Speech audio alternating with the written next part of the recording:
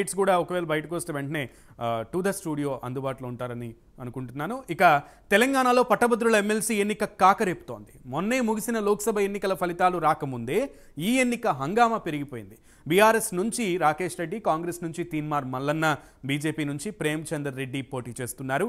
ఇక ఈ వరంగల్కి సంబంధించి ఈ పేర్లన్నింటికంటే కూడా బాగా ఇప్పుడు పాపులర్ అవుతున్నటువంటి ఒక ట్యాగ్ లైన్ ఏంటంటే బిట్స్ పిలానీ వర్సెస్ పల్లి బఠానీ. దీని గురించి కూడా కేటీఆర్ ఒక కామెంట్ చేసినటువంటి విషయం. అసలు ఈ డిఫరెన్సెస్ ఏంటి, అసలు రాజకీయం ఎలా నడుస్తోంది, వరంగల్ నుంచి మా ప్రతినిధి తిరుపతి ఎక్స్క్లూజివ్గా అందిస్తారు. తిరుపతి.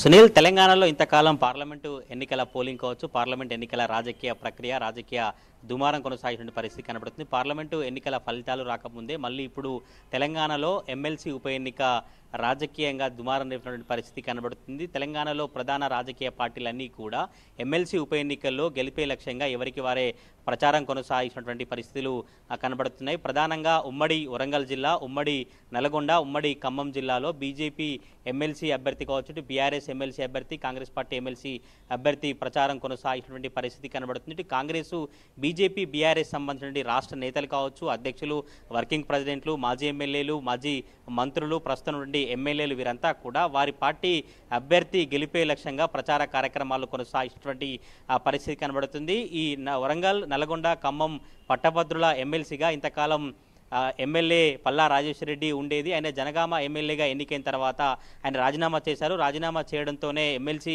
ఖాళీ అయింది. అప్పటి నుంచి ఎమ్మెల్సీ ఉప ఎన్నిక నోటిఫికేషన్ రావడం కావచ్చు, పార్లమెంటు ఎన్నికల ముందే నామినేషన్ల ప్రక్రియ కొనసాగిన, స్క్రూటినీ అభ్యర్థుల ప్రకటన ఇదంతా కూడా జరిగింది. ఎమ్మెల్సీ మొత్తం ఒక పోరంతా రసవత్తరంగా కొనసాగుతూ ఉమ్మడి 3 జిల్లాల్లో రాజకీయ పార్టీ సంబంధించిన అధ్యక్షులు కావచ్చు, పార్టీ వర్కింగ్లు, ఇప్పటికే మాజీ ఎమ్మెల్యేలు వీరంతా కూడా ఇక్కడనే మకాం వేసి ప్రచార కార్యక్రమాలను కొనసాగించిన పరిస్థితి కనబడుతుంది. ఎమ్మెల్సీ ఉప ఎన్నిక పోరులో అభ్యర్థులు ఎవరెవరు ఉన్నారు, ఎంత మేరకు ప్రచార కార్యక్రమాలు కావచ్చు, ఏ పార్టీ ఏం చెప్తున్నటువంటి వివరాలను మీకు చెప్పేటువంటి ప్రయత్నం చేశాను. బీఆర్ఎస్ పార్టీ ఎమ్మెల్సీ అభ్యర్థిగా ఏనుగుల రాకేష్ రెడ్డిని కేసీఆర్ ప్రకటించారు. ఏనుగుల రాకేష్ రెడ్డి అసెంబ్లీ ఎన్నికల ముందు బీజేపీ పార్టీలో కొనసాగారు. బీజేపీ అధికార ప్రతినిధిగా ఉండి ఇంతకాలం బీజేపీ పార్టీ చేసినటువంటి కార్యక్రమాల్లో పాల్గొంటూ బీఆర్ఎస్, కాంగ్రెస్ను విమర్శలు చేసినటువంటి సందర్భం కనిపించింది. ఇటు పార్లమెంటు ఎన్నికల తర్వాత బీఆర్ఎస్ పార్టీ ఎమ్మెల్సీ అభ్యర్థిగా ఆయన్నే ప్రకటించడంతో ఒకంత ఉమ్మడి వరంగల్ జిల్లాకు సంబంధించినటువంటి మాజీ ఎమ్మెల్యేలు కావచ్చు, బీఆర్ఎస్ కీలక నేతలంతా అసంతృప్తిగా ఉంటూ ప్రచార కార్యక్రమంలో ముందు పాల్గొనే పరిస్థితి కనబడుతుంది. ఆ తర్వాత కేటీఆర్ కావచ్చు, హరీష్ రావు, కేసీఆర్ అంతా ఎవరైతే కొంత సైలెంట్గా, ఎవరైతే బీఆర్ఎస్ పార్టీ ఎమ్మెల్సీ అభ్యర్థి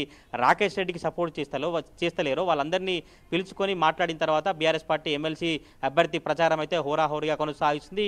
BRS party MLC Rakesh Reddy మద్దతు కోసం, ప్రచారం కోసం, గెలిపే లక్ష్యంగా మాజీ మంత్రులు కేటీఆర్ కావచ్చు, హరీష్ రావు మొత్తం ప్రచార కార్యక్రమాలు నిర్వహించినటువంటి పరిస్థితి కనబడుతుంది. ఇప్పటికే ఉమ్మడి ఖమ్మం, ఉమ్మడి నల్గొండ జిల్లాలో కేటీఆర్ పర్యటించారు. నిన్న కూడా మొత్తం ఇటు వరంగల్ వెస్ట్, ఈస్టు, ఇతర నియోజకవర్గాల్లో కూడా నర్సంపేట నియోజకవర్గంలో కేటీఆర్ ఎమ్మెల్సీ అభ్యర్థి రాకేష్ రెడ్డి మద్దతుగా ప్రచారం కొనసాగించారు. కేటీఆర్ ఈ ప్రచార కార్యక్రమంలో భాగంగా అభ్యర్థి గెలిపే లక్ష్యంగా మాట్లాడుతూ పట్టభద్రులతో మీరంతా సమన్వయంతో ఆలోచించి ఓటు హక్కు వినియోగించుకోవాలి.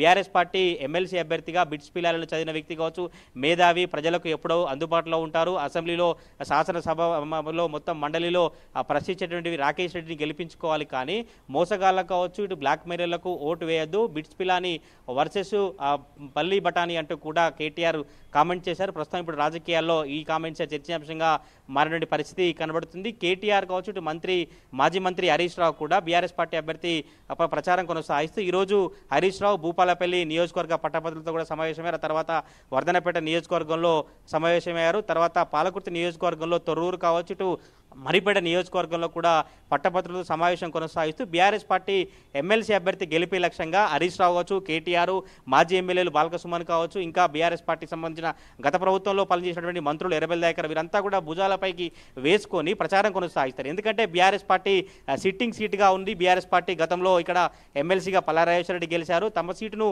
మళ్ళీ కోల్పోకుండా గెలిపే లక్ష్యంగా బీఆర్ఎస్ పార్టీ ప్రచార కార్యక్రమాలను కొనసాగిస్తూ కాంగ్రెస్ కావచ్చు, బీజేపీని టార్గెట్ చేస్తూ ప్రధానంగా కాంగ్రెస్ పార్టీ సంబంధించినటువంటి సీఎం రేవంత్ రెడ్డి కావచ్చు, కాంగ్రెస్ పార్టీ ఎమ్మెల్సీ అభ్యర్థి తీన్మార్ మల్లలను టార్గెట్ చేస్తూ ప్రచారం కొనసాగిస్తుంది. ఇటు కాంగ్రెస్ పార్టీ ఎమ్మెల్సీ అభ్యర్థిగా తీన్మార్ మల్లలను కాంగ్రెస్ పార్టీ ప్రకటించినప్పటి నుంచి కూడా ఎమ్మెల్యేలు కావచ్చు, మంత్రులంతా ప్రచార కార్యక్రమాలు కొనసాగిస్తూ ఉమ్మడి ఖమ్మం కావచ్చు, నల్గొండ, వరంగల్ జిల్లాలో ప్రచార కార్యక్రమాలు చేస్తారు. ఉదయం మార్నింగ్ వాకర్స్ కలవడం కావచ్చు, ఆ తర్వాత పట్టభద్రులతో సమావేశాలు నిర్వహించి తప్పకుండా ప్రభుత్వం ఉన్నటువంటి ఎమ్మెల్సీగా ఉంటేనే రానున్న కార్యక్రమాల్లో పట్టభద్రులకు కావచ్చు, ఉద్యోగులకు, నిరుద్యోగులకు కావచ్చు, వీరందరికీ అండగా ఉంటాను, తప్పకుండా గతంలోనే దగ్గర దాకా వచ్చి ఓడిపోయానంటూ కూడా మల్లన్న ప్రచారం కొనసాగిన పరిస్థితి కనబడుతుంది. గతంలో ఎమ్మెల్సీ ఉప ఎన్నికల్లో పల్లా రాజేశ్వర రెడ్డి వర్సెస్ తీన్మార్ మల్లన్నగానే పోటీ జరిగింది. తీన్మార్ మల్లన్న అప్పుడు 2వ పొజిషన్లో ఉన్నారు. ఈసారి గెలిపే లక్ష్యంగా తప్పకుండా గెలుస్తామన్న ధీమా కొద్దీ ఎమ్మెల్సీ అభ్యర్థి తీన్మార్ మల్లన్న ప్రచారం కొనసాగించిన పరిస్థితి కనబడుతుంది. ఇటు పట్టభద్రుల ఎన్రోల్మెంట్ లో కూడా చాలా కీలకంగా కూడా ఎన్రోల్మెంట్ చేశారనేది చర్చ కొనసాగుతుంది. బీజేపీ అభ్యర్థి గుజ్జుల ప్రేమేంద్రుడు గతంలో పోటీ చేశారు. ఆయనకు మద్దతుగా బీజేపీ రాష్ట్ర అధ్యక్షుడు కిషన్ రెడ్డి, మాజీ ఎమ్మెల్యేలు ఇటు ఆదిలాబాద్ కావచ్చు, కామారెడ్డి ఎమ్మెల్యేలంతా కూడా ఇన్ఛార్జిగా వ్యవహరించి ప్రచారం కొనసాగిస్తున్నారు. మొత్తం 3 అభ్యర్థులు అయితే హోరాహోరీగా ప్రచారం కొనసాగిస్తున్నారు. గత ఎమ్మెల్సీ ఎన్నికల్లో బీజేపీ అభ్యర్థి గుజ్జుల ప్రేమేందర్ రెడ్డి, కాంగ్రెస్ పార్టీ ఎమ్మెల్సీ అభ్యర్థి తీన్మార్మల్ల పోటీ చేశారు. వారిద్దరికి కొంత అనుభవం ఉందన్నటువంటి చర్చ కొనసాగుతుంది. ఏనుగుల రాకేష్ రెడ్డి మొట్టమొదటిసారిగా ఎమ్మెల్సీ అభ్యర్థిగా పోటీ చేస్తున్నారు. ఈసారి ఎన్నిక కాంగ్రెస్ పార్టీ బీఆర్ఎస్ మధ్య పార్టీగానే ఉంటుందంటూ కూడా రాజకీయ విశ్లేషకులు భావిస్తారు. ఎందుకంటే బీఆర్ఎస్ పార్టీ సిట్టింగ్ సీట్గా ఉంది. బీఆర్ఎస్ పార్టీ అభ్యర్థి కొంత చదువుకున్నారు, మేధావి. ఇంతకు ముందే వరంగల్ జిల్లాలో కావచ్చు, ఖమ్మం, నల్గొండ జిల్లాలో ప్రచారం కొనసాగించారు. ఆయనకు కొంచెం పాజిటివ్ ఉంటుంది. అదే రీతిలో మళ్ళీ మల్లన్నకు కూడా పాజిటివ్ ఉంటుంది. గతంలో పోటీ చేశారు. మొత్తానికి గుంటూరు నుంచి రవికృష్ణకి, అలాగే కాకినాడ నుంచి పాల్గొన్నటువంటి వర్మకి, పిఠాపురానికి సంబంధించిన ఇష్యూని రేస్ చేసి డిస్ప్లే చేసినందుకు వర్మ గారికి, అండ్ అట్లాగే వరంగల్ నుంచి ఆ ఎమ్మెల్సీ ఎన్నికలకు సంబంధించి హాట్ విషయాన్ని ఎక్స్ప్రెస్ చేసినటువంటి తిరుపతికి, అండ్ కుమార్ ఏదైతే బెంగళూరు రేవ్ పార్టీకి సంబంధించి అప్డేట్స్ ఇచ్చినందుకు, ఎక్స్క్లూజివ్ ఫీల్డ్ రిపోర్ట్లో పాల్గొన్నందుకు మీ అందరికీ ధన్యవాదాలు. ఇది వాల్టి ఎక్స్క్లూజివ్ ఫీల్డ్ రిపోర్ట్. మళ్ళీ కలుద్దాం. నమస్తే.